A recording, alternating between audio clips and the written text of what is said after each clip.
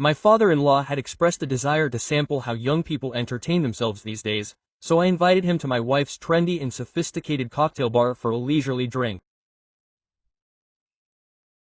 I had just ordered a custom drink when a man from an opposing table swaggered over, glass in hand. His eyes scanned the drink menu on our table and a smug grin spread across his face. "Did you really order that?" he quipped. "They're the simplest choices on the list. And the Lord is your father. How adorable. You brought the family to enjoy the climate control." I sat up, annoyed by his attitude. "We're just regulars," I replied, trying to maintain my composure. "There's no problem." "Oh, none. Just that you don't see people like you around here very often," he replied with a fake smile, taking a sip of his drink. Then, quietly and wryly, he added, "You should find somewhere more in line with your status." I felt a blush rise to my face. Before I could respond, the guy looked down at his drink, grimaced, and set it down on our table as if it were his own. "My girlfriend owns this place," he suddenly declared, "so in a way, this is mine too," and he retreated just a few steps without going far at all. I pulled out my phone, turned on the camera, and started a live broadcast. "Okay, guys," I said to the audience, "this is going to get fascinating." The chat instantly went live. "Nick, are you at Ashley's new bar? What's up? Who's that guy? Ashley mentioned she'd have dinner with you tonight." Some viewers started picking up details. "That watch that guy is wearing is not the one Ashley gave you for your anniversary." "Yeah, the unique watch was on the news.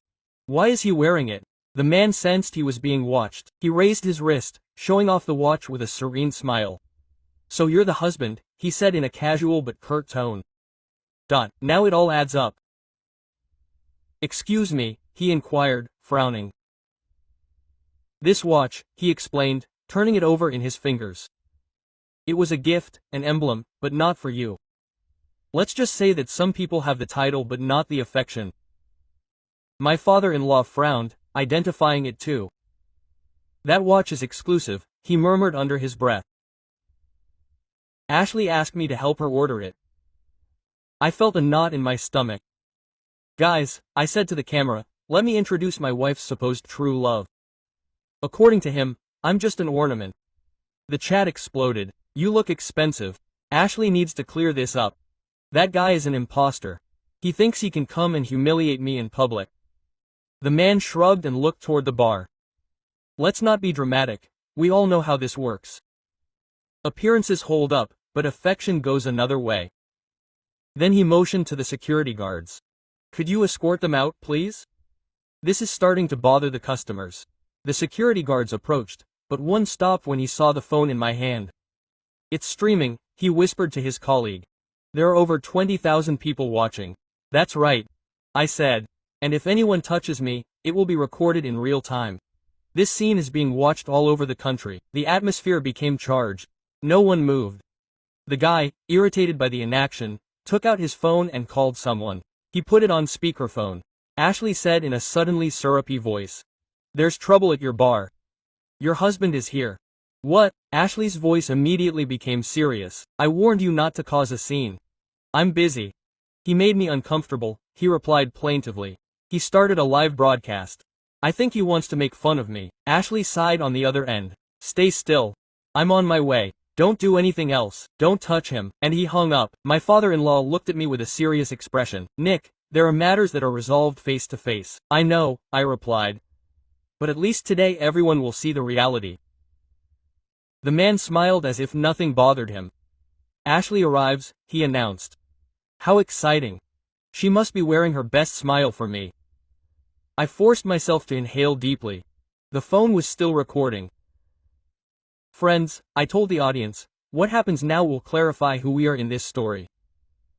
Then, a familiar voice cut through the atmosphere with an icy tone. "What's going on here?" Ashley was at the entrance accompanied by 2 assistants. Her brow furrowed as she took in the chaos, the cameras, the silent crowd, the tense gazes. Almost at the same time, another, deeper voice with undeniable authority resonated in the room. "Nick." The crowd parted as a woman emanating power strode purposefully toward me. Ashley walked through the door of the bar as if the entire place belonged to her, and perhaps it did. Her tall, slender figure contrasted with the tense crowd like a point of total control amidst the chaos. She wore an impeccable white suit without a wrinkle, her dark brown hair in a perfect bun, her aligned eyes that showed neither surprise nor compassion. She walked as if she had command of the terrain, flanked by two young assistants, both with tablets in hand and faces as neutral as guardians of protocol. Her gaze scanned the room until it settled on me, still on my knees with my torn shirt, my face dirty with a mixture of sweat, wine and humiliation. Brian, his hand still on his face, was composing himself with exaggerated theatricality. "What's going on here?" Ashley asked firmly, her voice not raising. Her gaze wasn't directed at Brian or me, but at the head of security, a balding man in his 40s with a beard and a black shirt. "There was an altercation," he murmured, looking down. "And why are you explaining it to me and not Brian?" Ashley interrupted him. Brian stood up and immediately approached, as if waiting for his salvation. His platinum blonde hair was combed back with excessive care, a tight designer t-shirt that showed more intention than elegance. He was in his mid-30s and had an urge for validation.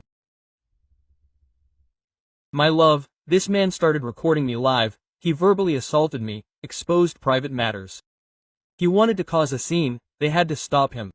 He tried to hit me. Ashley looked at him for the first time. She didn't believe him. He didn't put it into words, but his raised eyebrow and his silence said it all. "Are you hurt?" he asked simply. Brian hesitated. "No, but psychologically, yes." Ashley raised his hand. "We're not in a soap opera." "Shut up." The murmur in the bar froze. Brian pursed his lips and took a step back. I stood up slowly, never taking my eyes off him.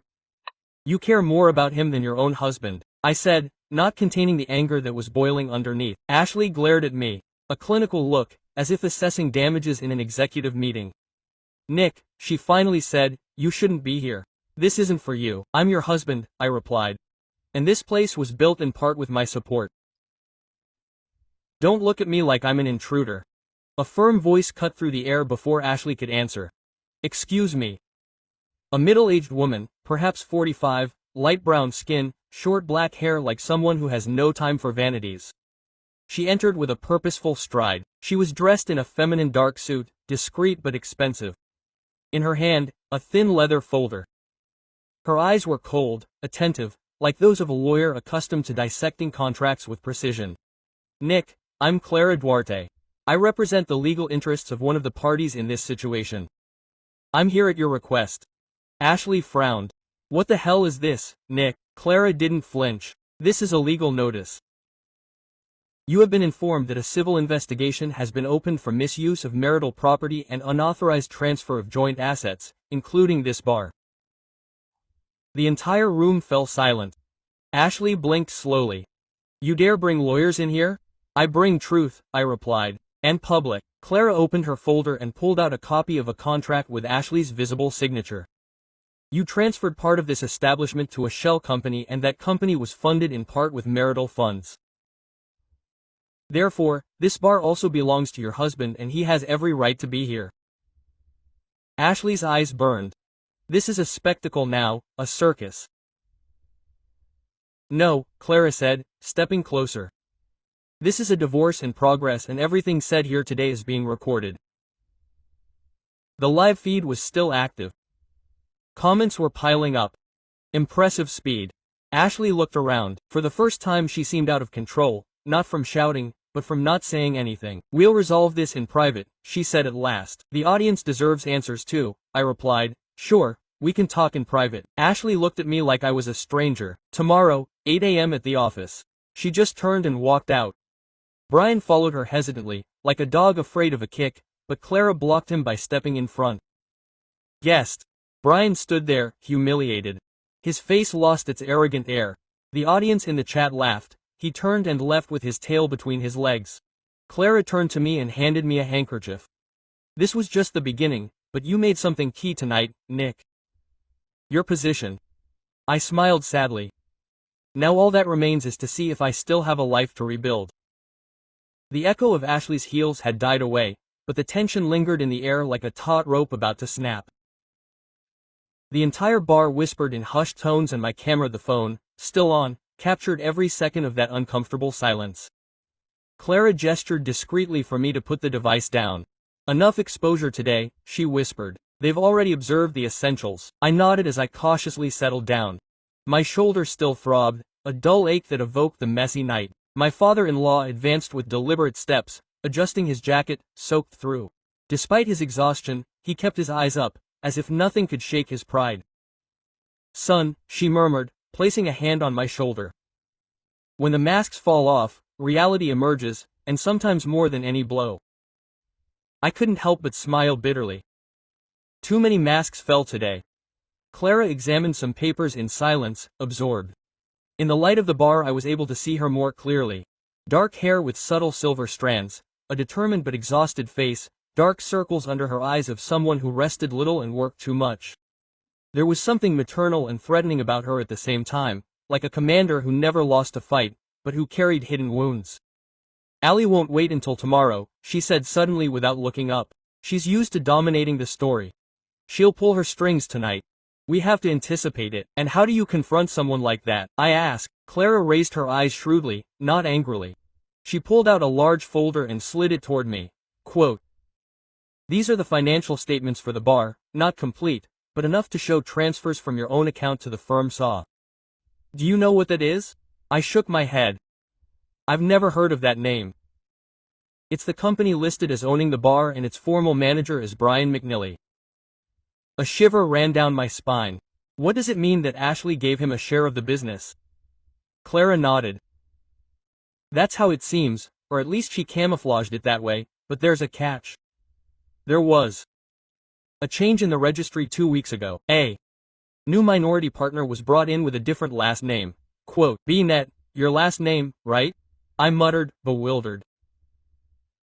"That suggests she still includes you in the legal structure. She didn't eliminate you." "That could mean two options. She's either protecting you or using you as a legal shield." My father-in-law frowned. "Ashley has always been calculating. She doesn't act without reason." Clara calmly closed the folder. "That's why we have to understand the motive before confronting her. She's not a simple antagonist, Nick. She's a tactician." The bar was almost deserted. Now the workers were cleaning discreetly, avoiding our gazes. Some recognized us from the broadcast and lowered their eyes. There was shame in the air, shame for others.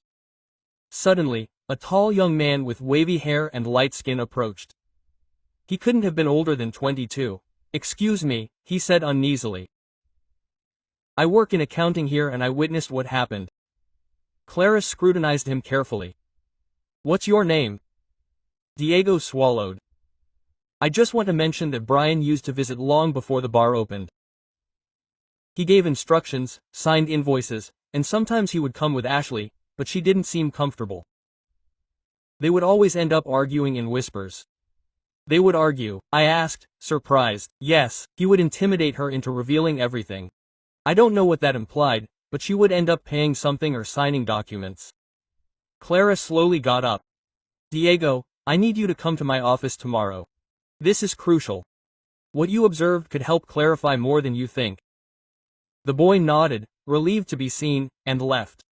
Clara turned to me. "There you have it. It wasn't affection, Nick, it was domination. Brian was manipulating her and maybe he hid everything from you so as not to implicate you." I swallowed, a mixture of relief and suffering. "So Ashley is also a victim?" "I don't know yet," Clara said, gathering her belongings. "But if she is, you'll find out soon.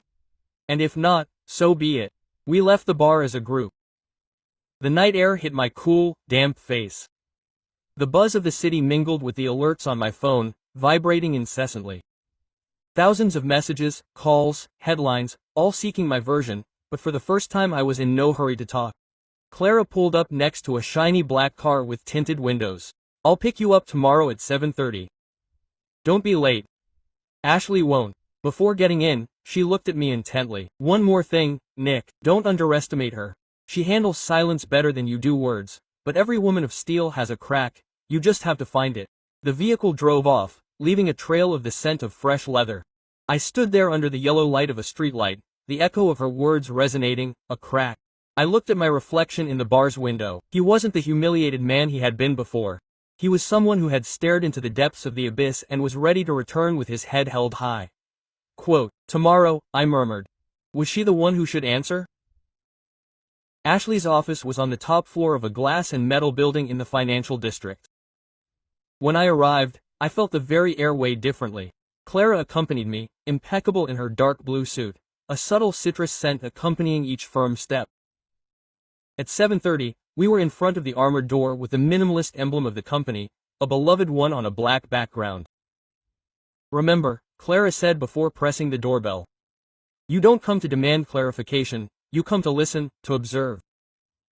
This is your comfortable terrain, but don't forget, you are part of the board." The receptionist, a young woman with bright red hair and an almost mechanical expression, let us in without a word.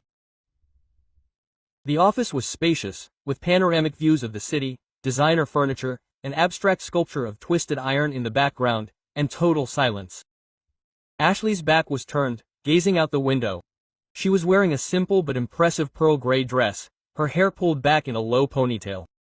When she turned, her face showed neither surprise nor emotion. "On time," she said. "You were just always on time, Nick." We sat down across from her. Clara pulled out her folder but didn't open it. Ashley kept her hands folded on her desk. Quote, "I'm not here to cry or to explain myself, or to justify Brian." Her voice was perfectly modulated. "I know what you saw was shocking. It was a betrayal," I replied without raising my voice, "and I still don't know if it was just me." Ashley sighed. "I never planned for things to get out of hand. Brian was supposed to be a temporary person, an assistant, an ally, someone to handle certain matters without my name being mentioned." "And the watch was also temporary?" I asked. Her eyes hardened. Quote, "That watch was in my possession. I had custody of it, but Brian took it without my permission. He extorted me for personal things, photos, audios, documents. I thought I could control him. I underestimated his ego." Clara spoke for the first time. "Do you have evidence of that extortion?" Ashley nodded, opened a metal folder, and slid a tablet toward us. There she played a recording. Brian in a conversation with her demanding money in exchange for not leaking a supposed letter that would compromise his business reputation. Her voice was crystal clear. Clara was silent for a few seconds. "This changes a lot of things, but there's still an answer to be had. Why was Nick kept out of the loop?" Ashley looked at me for the first time with something akin to weariness, "Because I thought if you didn't know it wouldn't hurt you, and because I needed at least one of us to be blameless." "And was that one?" I asked bitterly. Ashley nodded almost imperceptibly. At that moment, Clara's phone vibrated. She checked it and raised her eyebrows. "We have visitors," she said. "The press is downstairs." It seems someone leaked the existence of the meeting. Ashley closed her eyes. "Brian, probably," Clara said, "but we can use this." "How?" I asked. "With a trick," Clara replied, looking at Ashley. "Are you willing to expose him publicly?" Ashley hesitated. Her hands, which had been still, tensed on the table. "I can't risk my image," she whispered. "You have no image anymore," I interjected. "You have a chance at redemption. That's worth more." Ashley looked at me, and something in her face softened. For the first time in weeks, I saw the woman who had once trusted me enough to marry. Not the executive, not the fake. "Oh, Ashley, it's okay," she finally said, "but we'll do this my way." That night, Ashley hosted a reconciliation broadcast. She summoned fans, media, and employees to the bar. The event had the feel of a public relations effort. Dim lights, serene music, Catherine Gourmet. Brian arrived confidently with his practiced smile and a suit that fit him loosely. "All good, gorgeous," he said when he saw her. But Ashley didn't respond. Clara, hidden in the audience with her tablet, glanced at me. The broadcast was live, recording everything in real time. Ashley stepped onto the small stage with a microphone. Her voice was steady. "I want to thank everyone for coming. I know you've heard rumors, scandals, and a lot of speculation. Today, I want to tell you the truth." Brian, in the background, looked confused. He still didn't understand that he wasn't part of the script for the past few months. She continued, "This place was built with effort, but also with mistakes, and there were people who took advantage of my silence. At that moment, the giant screen projected the footage of the extortion. Brian's voice filled the bar. His face contorted. He tried to advance, but 2 security guards blocked his way. "This is illegal. You can't use that," he shouted. "You recorded it," Ashley replied. "And you gave us the rights without reading the confidentiality clause that you signed." The audience fell silent. Some filmed with their phones. The damage had been done. Brian was escorted off. His screams were muffled behind the door. Ashley stepped off the stage and walked toward me. "I didn't do this for you," Serena said. "I did it for me, but if you still care about me, thank you for not letting me fall completely." "I didn't come to rescue you, Ashley," I replied. "I came to see myself clearly." We were silent for a moment. Then Clara approached. "One less piece on the board," she said. "Now the real game can begin." The apartment we had shared for almost 4 years was still exactly as I remembered it, tidy, elegant, and deeply hollow. The walls still displayed images of us at social events. Still smiles, trophies, receptions, formal hugs. But none of that seemed authentic now. Just a meticulous arrangement for a marital showcase. That afternoon, after the incident at the Mint bar, my father-in-law contacted me. His tone betrayed a change, as if he had finally removed a veil. "I found something," he said. "I think you should examine it." When I arrived at the apartment, he was waiting for me with a tiny package wrapped in gray cloth. He held it silently, as if it were a delicate fragment of the past. It was hidden behind some boxes. "I don't think I should read it, but you should." When I unwrapped it, I found a worn black leather notebook, labeled, unopened. I opened it with unsteady fingers. I instantly recognized Ashley's handwriting, slanted to the left, solid, scrupulously neat. This was no ordinary journal, these were missives, all addressed to me, none forwarded. "Nick, today we signed the prenuptial agreement. I had no idea that such a crucial moment could feel so empty. I wish you would inquire if I was happy. That would be a lie, but at least he would know you care." I settled back on the couch. I couldn't remember the last time I'd immersed myself in it without checking my watch. Ashley's sentences were stern, yes, but they were faintly sincere. "Sometimes I wonder if you joined me or the notion of me. You are courteous, solicitous, never raised in tone, but never look at me as if I were truly present. You are assistance, never offering." I turned page after page. Some had scratched sections, smudges of ink, unfinished sentences. In a more hurried scribble, I read, "The watch was genuine. I selected it for you. I had a hard time finding something so unique, but then Brian took it. He claimed it belonged to him because you no longer wore it.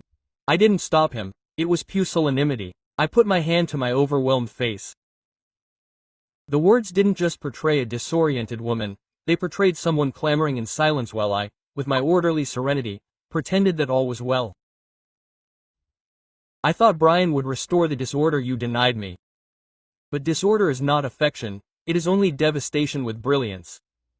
When I closed it, I felt no resentment, only a ripple of pity. Ashley had fought a silent battle within our union and I had been an inactive observer, more interested in our facade than in its essence. My father-in-law scrutinized me from the threshold of the corridor, his face furrowed with years, graying with days, beard, scarce and an accepted melancholy in her voice. "Ashley doesn't know how to love easily. Existence has taught her to love with caution. Perhaps it assumed that you knew how to do it for both of us. Why are you giving it to me now?" I asked. "Because she never dared to express it to you. And because you can still decide what to do with that revelation, use it to hurt or to understand." I stood up, still holding the notebook in my hand. "I won't use it against her," I said. "But I won't ignore it either." I left the apartment knowing that our relationship was beyond saving, but also knowing that I finally understood what this bond was made of. And perhaps that was the beginning of something different. The meeting room in Clara's office was everything you'd expect from the environment of a woman like her. Refined minimalism, aseptic stillness, and an atmosphere as charged as a rope stretched taut.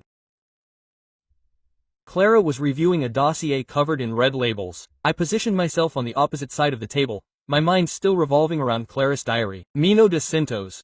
Ashley, I require you to be fully here, Nick, he said without looking up. What we will examine now could determine whether this plot ends with a clean slash or a public bloodbath. I nodded silently. Clara placed a piece of paper in front of me. It was a replica of the prenuptial agreement. Her fingers, with short, unvarnished nails, indicated an almost invisible line along the bottom edge. This stipulation is the most neglected and in this case the most vital. It states here that the pact lasts for precisely 5 years with automatic renewal only if both parties sign before the deadline. I looked at the date. It was in 3 days, and if neither signs, everything disappears, he replied. The legal bond, the joint use of image, the agreements linked as an emblematic duo, the benefits of shared companies, everything vanishes. I swallowed. Do you think Ashley will sign it? Clara looked at me with that calculating expression she also had. I don't know, but it's obvious that she's weighing her moves with extreme caution.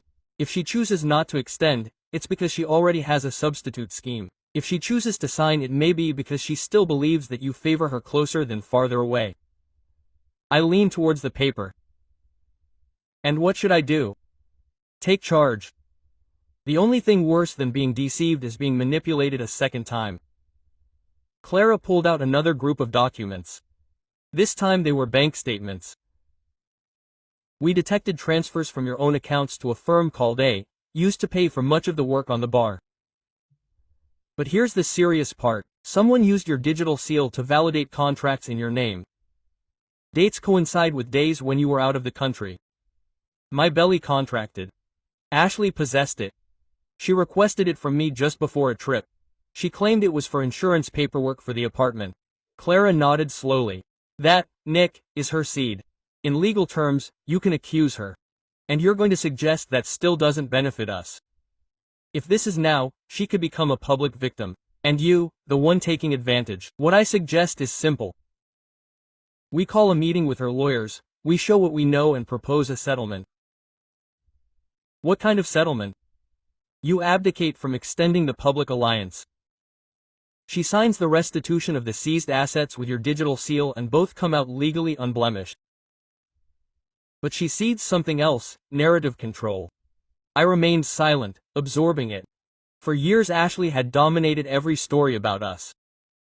The talks, the publications, the images filtered with surgical precision. It was never improvised, always a staging. Clara stood up and went to the window. From there, the city could be seen pulsing at its dizzying pace. She spoke without turning around, as if she were reflecting aloud. She always knew how to direct appearances. But affection, Nick, that is not directed. It is perceived, experienced, ventured. She sat back down.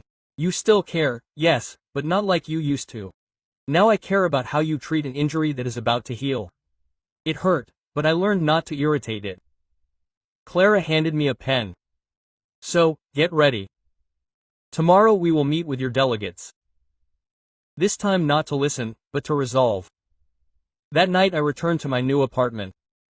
It was still half empty, with no canvases, no memoirs, just rented furniture, a new mattress, and a coffee maker bought on sale.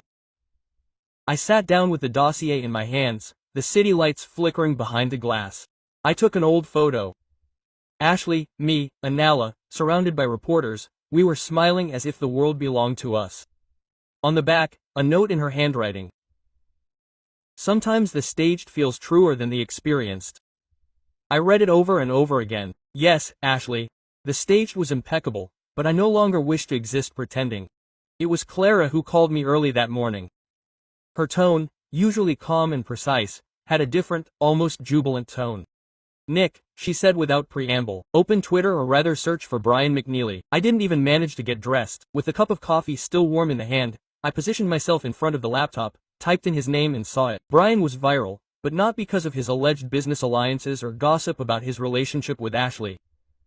It was because of something much more shocking, his own falsehood on display. The first video accumulated millions of views. A young woman, her face half covered by a hat and sunglasses, recorded herself speaking in a halting voice. My name is Soy. A year ago, Brian McNeely offered me a job, security, a shared existence. I went into debt for him, signed papers without understanding, and when I tried to report him he threatened to ruin my fame. The next video was even more devastating. Another woman with a determined voice showed screenshots of dialogue, bank transfers, fake emails.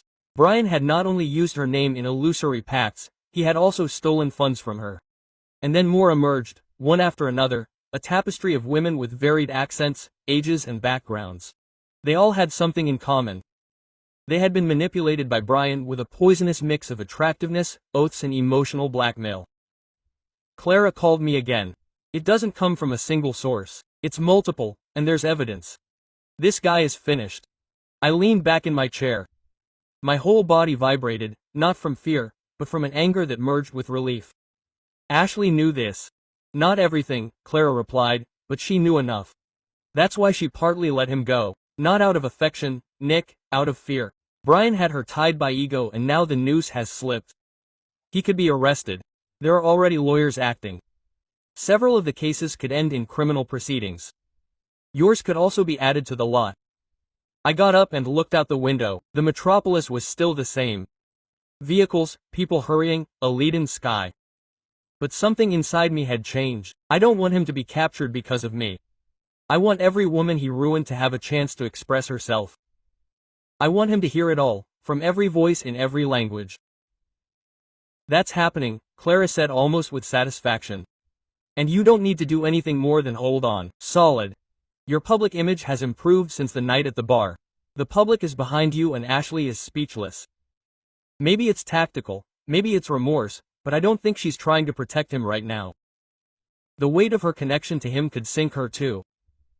And if he tries to take her with him, let him. The difference is that now you have evidence and support. I settled back in front of the computer. An additional alert popped up. It was a recent video, this time from a television show. The host was holding up a piece of paper, an account with Brian's signature imitated in the name of a well-known firm. And here's the proof that Brian McNally defrauded not only women, but elite companies as well. Quote, "The legal consequences will be severe," I muttered under my breath. Almost, this guy built his dominion on a tower of deceit. Clara burst out laughing on the other end of the phone, and like all faulty towers, she was doomed to collapse. I closed the computer. Brian's story was crumbling live. Every statement, every video, every post on X was another brick in his media tomb. He was no longer the smug guy with a stolen watch. He was an imposter unmasked in front of millions. And I didn't need revenge. What I needed was already happening. Reality, raw, immutable, contagious. The studio was in shadow. The evening light filtered through the half-open blinds and covered the documents scattered on the conference table. Clara, sitting before me, looked less like a lawyer and more like a surgeon in the middle of a romantic operation. She examined papers with the same care with which someone opens a vital organ. "I'm Nick," she said without looking up. "The end, the cancellation of the pact. You are about to escape an existence that was more facade than truth." I nodded in agreement. She stood quietly, a folder in her hands. Inside was the final draft agreement that Clara had prepared. To forfeit the proceeds of the exposed marriage, to demand the return of my contributions to the venue, and to guarantee that Ashley would admit to the abuse of my electronic signature. It was clear, precise, and emotionally destructive. The meeting with Ashley's representatives would be in the neutral venue of a mediator. No press, no cameras, just documents, calculated phrases, and the coldness of the inexorable. When I arrived, Ashley was already waiting. She was dressed in black, simple but refined. Soft makeup, hair simply pulled back, none of the usual splendor. There was no mask this time, just her, authentic, rough, and quiet. We stood face to face. Her lawyer, an older gentleman in a gray suit and a hard expression, went first. Clara let him finish his argument calmly and then pushed the folder to the center of the table. "What is being asked is fair," she stated firmly. "Nick does not intend to damage her image or take anything away from her, only to end it with honor." Quote, Ashley opened the file. Her pupils slid with acquired practice. She knew what she was reading, she knew what she was giving away, and yet she didn't object. "Anything you want to express?" I asked, breaking her silence. She looked at me. Finally. There were no tears or anger, only exhaustion. I thought I could limit the damage. She said in a faint voice that if I held the frame I could rescue us both. But in the attempt I lost myself and I lost you. I don't know if we ever possessed each other, I replied. She smiled wistfully. Maybe not, but I assure you that there were moments when I really wanted to make an effort. I never knew how I kept my silence.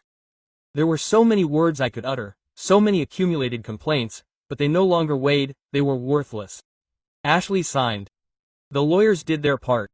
Clara verified everything with operational precision. In less than half an hour, my marriage had legally ceased to exist. As I left the building, the sun was beginning to set, hiding among the buildings. Clara stepped back a few paces, giving me room. Ashley was leaning against the parking lot railing, staring out into the distance as if trying to record the precise outline of the world before losing it. I approached. This is closure, Ashley. I know, she said. And oddly enough, it's the most honorable one we could have had. You feel fear. She didn't answer. I'm exhausted, but not afraid, perhaps relieved. I saw her for the last time as a spouse and for the first time as a fractured human being. But honestly, we shared a short hug, without commitment, without absolution. Take care, I said. You too, she murmured. I turned to Clara. She handed me a copy of the pact in a blue folder, and now I consulted her. Now begin your story, she replied with a subtle smile. Your real one. And for the first time in a long while I felt I had permission to write it. The next morning dawned with a peculiar stillness. It was neither joy nor sorrow. It was empty, a blank page. I made a coffee in the small kitchen of my new apartment and opened the physical email that Clara had sent by courier that Aurora. Official copies of the annulment of the marriage bond, the final balance sheet of the bar, and the restitution of the transferred assets with my signature. Everything that tied me to Ashley, legal, economic, agreed upon, had vanished in less than a week, and yet something endured. The echo of what had not happened. A few hours later, my father-in-law contacted me. He didn't sound like his usual self. There was an unusual sentimental resonance in his voice. He asked me to meet him at his watch repair shop, a place I barely knew, hidden at the end of an old, cobbled street, off the radar of business life. When I arrived, he opened the door with a faint smile. He was wearing a beige linen shirt, glasses hanging from his neck, and his hands were slightly dirty with oil and metal dust. He led me without a word to a workbench full of gear wheels, magnifying glasses, pliers, and tiny tools. There, on a velvet base, lay the fragments of the damaged watch, the bespoke Philip Patek that Ashley had given me, or rather, what was left of it. I couldn't just leave it like that, he said. When Brian broke it, it was as if he had crushed part of our family legacy. You wanted it, and that's enough. It can be fixed, I inquired, not daring to touch it. Not completely, but it can work again. Every mark, every scratch will be part of its trajectory. I looked at it for a long time now. The glass was still cracked at one edge. Some of the mechanisms were new, others smoothed by the blow. It wasn't flawless, not anymore. And yet it was beautiful in its flaws. I want you to keep it, my father-in-law said, not as an emblem of what you've lost, but as evidence of what endures. I swallowed. Thank you for this and for not condemning me. He looked at me with that look that parents reserve for borrowed children they've come to appreciate too much. I saw you resist, keep quiet, protect someone who was falling apart. I know you weren't ideal, but you were loyal, and that surpasses any public appearance. We were silent for a moment. Only the ticking of an old clock filled the room. Then he leaned over the table and pulled an old envelope from a wooden box. I want you to examine this. I opened it cautiously. It was a handwritten letter from Ashley's mother, dated years before, to whoever might love my daughter someday. The note was short but impactful, a warning written with affection. It spoke of a talented but wounded girl, of her trouble believing, of the need to embrace her even when she rejects me, and above all of the longing for someone to one day see her beyond her disguises. Ashley read this. Do you ever see? No, her mother wrote it, but she passed away. Before giving it to her, I kept it, and today I sensed it was time to share it with you. Why with me? Because you no longer seek someone to blame, only explanations. And that's also love. Nick, that night I returned home with my repaired watch on my wrist and a letter from a woman I'd never met in my pocket. I sat on the balcony. The city lights stretched out like an ocean of flames under a clear sky. I didn't have everything figured out. I didn't even know what my next move would be. But for the first time I understood that yesterday wasn't going to shape my tomorrow, and that somehow felt like a legacy. 2 weeks later I returned to the place where it all began, the corner of the old empty store, the one I used to walk past without paying attention twice, but this time something was different. The windows were spotless, the exterior paint had been freshened, and a modest sign, still covered by a black tarp, hung over the door. My father-in-law accompanied me holding a folder of papers. He was my new partner, his concept really, or perhaps his way of offering me a purpose just when the floor was still vibrating beneath my feet. This place has a past, he said. It was a coffee shop in the 70s, then a bookstore, then a flower shop. Everything closed until today. And what will it be now? Whatever you choose, but not reminiscent of what you left behind. We entered. It still smelled of fresh paint and recent wood, small tables, industrial-style hanging lamps. A cozy setting in the back, designed not for fancy events, but for genuine, authentic meetings. We named it Reverso, not just because of the clock, but also because of the concept of inverting, of starting from the reverse side of the narrative. And it was there, in the middle of the final assembly, that I met Elena. She came through the door pulling a cardboard box larger than she was, with a determined and resigned look, tall, slender, olive skin, wavy hair to her shoulders, gold-rimmed glasses. She was wearing used jeans, white sneakers, and a t-shirt with the phrase "well-structured chaos." "Excuse me," I asked as she balanced herself with the box. "You're Nick. My name is Elena. I'm the brand consultant your partner hired through Instagram. Don't ask me why. I didn't understand either." My father-in-law laughed in the background. She had great reviews and quick replies. That's valuable these days. Elena set the box on the bar and pulled out a folder. I analyzed the entire plan. I liked it. But there's something I want to clarify. I don't create beautiful creations to captivate. I create elements that unite. If you're looking for flashy, empty phrases, there are 10 agencies over there, outside, then you're in the right place, I replied. We spent hours analyzing emblems, neighborhood event concepts, partnerships with local artists. Elena had a perspective very different from anything Ashley could have tolerated. Less ostentation, more substance, but it wasn't her wit that struck me the most. It was her way of observing, not with criticism, not with covert attraction, just pure interest. What story do you want to tell with this space? She asked me at the end of the day as we drank coffee on the front steps. I thought about it for a moment. A story where no one has to pretend to fit in, where beauty lies not in what we exhibit, but in what we allow others to glimpse. Elena smiled, revealing a tiny eyelid on her left cheek. So we conversed in the same language. In the following weeks, we worked together every day, sometimes in silence, sometimes with laughter. Our affinity grew like a melody that one whistles without realizing it.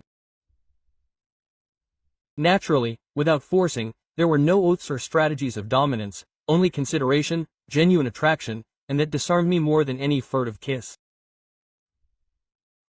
One night, as we were finishing up together, she looked at me and said, "Have you noticed that you haven't looked at your watch in days?" I looked at my wrist. The repaired watch was still there.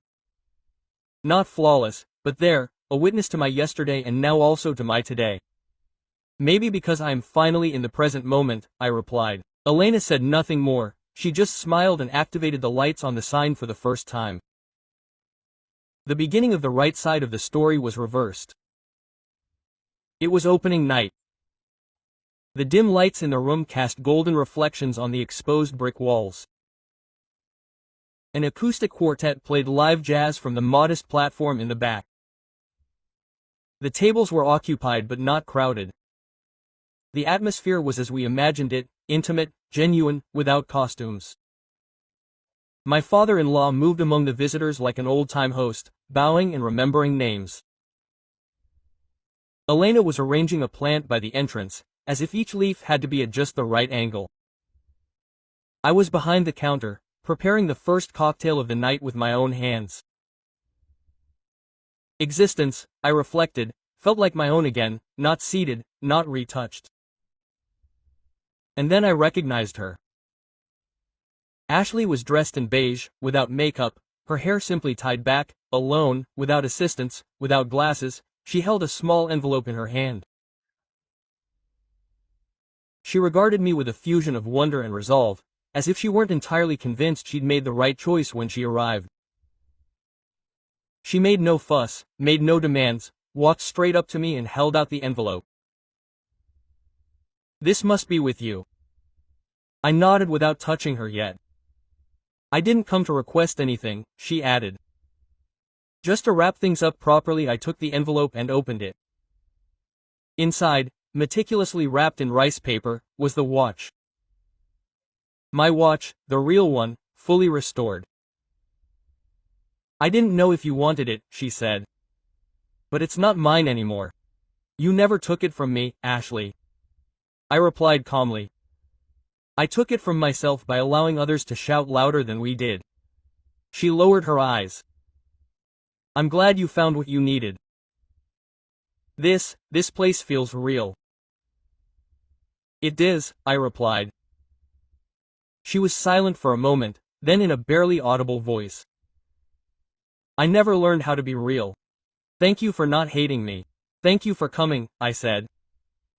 We said goodbye without hugs, without tears, with the kind of esteem one saves for those who, though no longer here, marked a key milestone on the journey. Ashley left. I watched as her silhouette faded into the streetlights, the envelope still in my hands. When I turned, Elena was beside me. She had witnessed the whole thing from a distance, without interfering. "Are you okay?" she asked. "Yes," I replied. "It's strange, but I'm fine." She pointed to the watch on my hand. "It's the original." "Yes, restored like me." "Then I think it's time to wear it again." I smiled at her. I put it on cautiously, feeling its precise weight on my wrist. Time regains meaning. We returned to the counter. The audience applauded the quartet and a new group of customers entered through the door. Elena handed me a glass. We toasted. "Sure, to what?" She raised her glass to the chronicles that are breaking and the ones we still don't know we're going to compose. I raised my glass, and for the sake of time that never stops, but sometimes grants you second chances, we clinked glasses with a soft clink. Reverso had begun, and this time it needed no script. Just reality. Yeah.